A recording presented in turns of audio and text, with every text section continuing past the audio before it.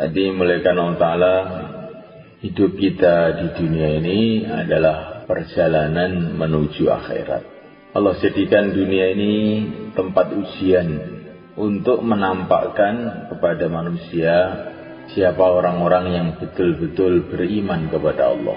Bukan Allah ingin tahu, Allah itu menguji bukan ingin tahu. Allah sudah tahu segala-galanya, tetapi Allah itu menguji agar kita ini tahu. Bagaimana Allah tidak tahu, sedangkan Dia yang menciptakan, Dia yang mengendalikan seluruh hati manusia ini. Allah Maha tahu apa yang dalam hati, hati baik, hati buruk, Allah tahu. Tidak perlu diberitahu, tidak perlu menguji, tetapi Allah memberikan ujian agar kita sendiri ini tahu bahwa kita ini di mana.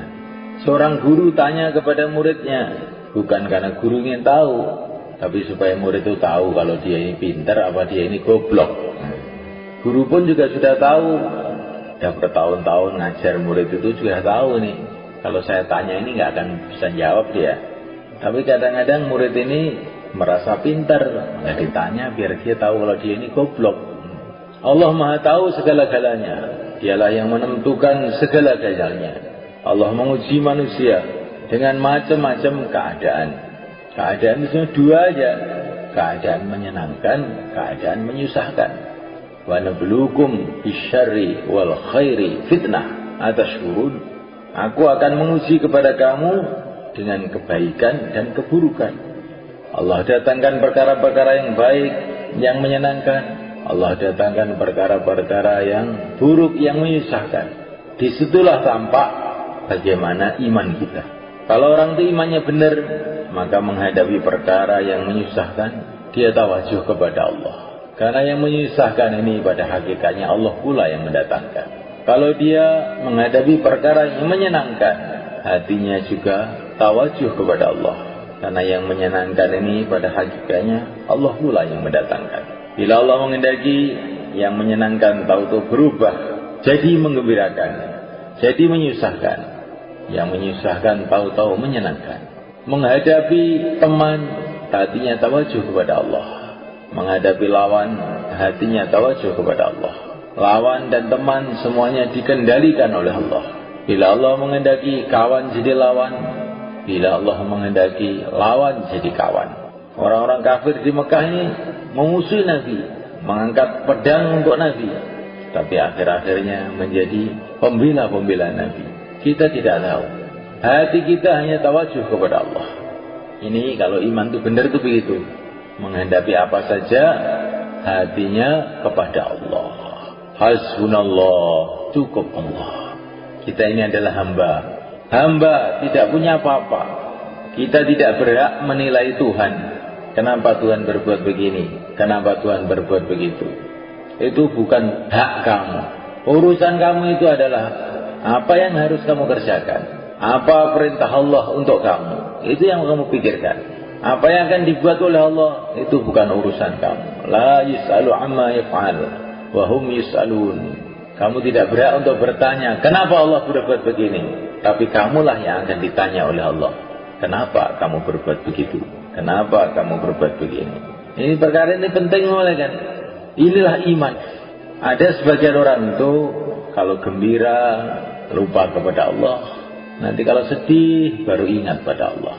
Ada orang yang sebaliknya, kalau sedih lupa kepada Allah, kalau gembira baru ingat kepada Allah. Orang yang beriman yang benar, sedih ya ingat pada Allah, gembira juga ingat pada Allah. Menghadapi apa saja hatinya kepada Allah. Innallaha ma'ana, Allah bersama kita.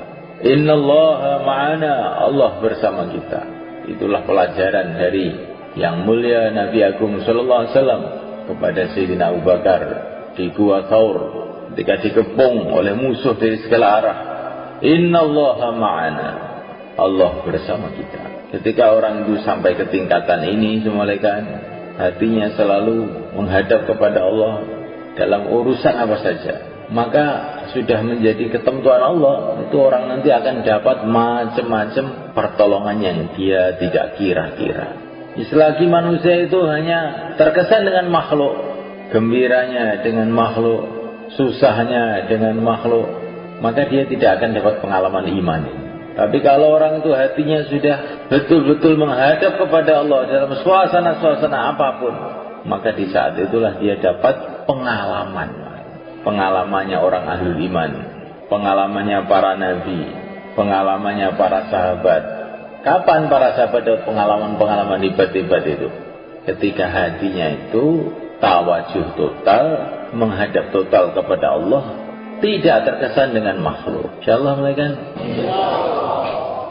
Nabi Musa di depan lautan, di belakang pasukan Fir'aun. Waktu itulah beliau kasih pelajaran kepada sahabatnya.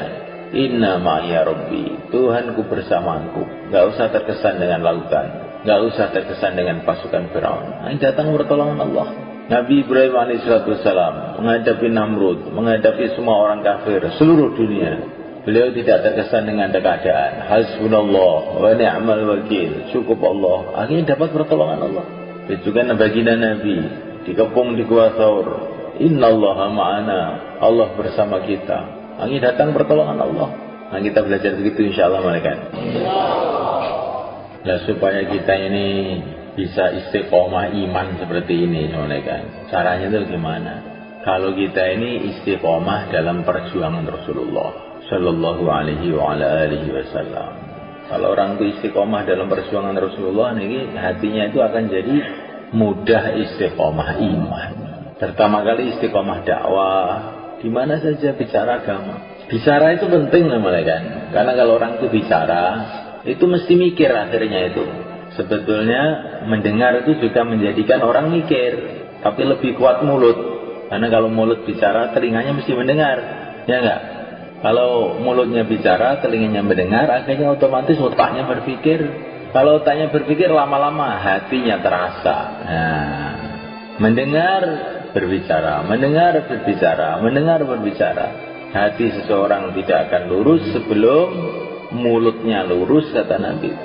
Istiqomah taklim, istiqomah ibadah, istiqomah berakhlak yang baik, istiqomah amal masjid. Bagaimana supaya bisa istiqomah di dalam dakwah dan di dalam amal-amal Nabi itu, supaya istiqomah itu bagaimana? Laqad kana lakum fi Rasulillahi uswatun hasanah liman kana yarjullah wal yawmal akhir wa dzakarallaha katsira. Orang itu bisa ikut Nabi itu syaratnya 3. Apa syaratnya? Harus punya duit, harus punya mobil? Tidak. Pertama kali selalu berharap kepada Allah. Pikirannya itu akhirat. Nanti saya di akhirat itu bagaimana? Dengan agama ini saya dapat keberuntungan selamanya di akhirat. Orang amal agama kok nggak ingat akhirat, nggak tawajuh akhirat, dia tidak akan bisa istiqomah. Terus yang ketiga, zikir yang banyak. Baru orang bisa ikut Nabi. Insyaallah mereka. Ada sebatas akan derekkan Nabi, manah niki harapannya hanya kepada Allah. Walaupun dalam kesulitan bagaimana, berharap terus kepada Allah. Allah itu mudah saja bagi Allah untuk merubah segala-galanya. Harapannya kepada Allah. Terus pikirannya itu akhirat. Saya ini mau ke akhirat, maka saya harus bangun akhirat saya. Terus yang ketiga, banyak zikir. Karena orang itu kalau nggak banyak zikir, setannya masuk dalam hatinya, akhirnya lalai. Setannya masuk dalam matanya sehingga ngantuk. Nah, setannya masuk ke telinga sehingga diomongi ya orang diatekne, gitu. Setannya masuk di perutnya sehingga ingin makan haram, subhat-subhat, si penting boleh mangan. Nah, ya zikir itu penting. Bukan zikir sekedar zikir. Wa dzakarallaha katsira, zikir yang banyak. Nah, tanpa zikir yang banyak orang nggak akan bisa istiqomah dalam ikut Nabi. Maka untuk supaya bisa begini bagaimana? Harapannya kepada Allah terus, pikirannya ke akhirat terus, ya. Zikirnya yang banyak. Insyaallah mereka.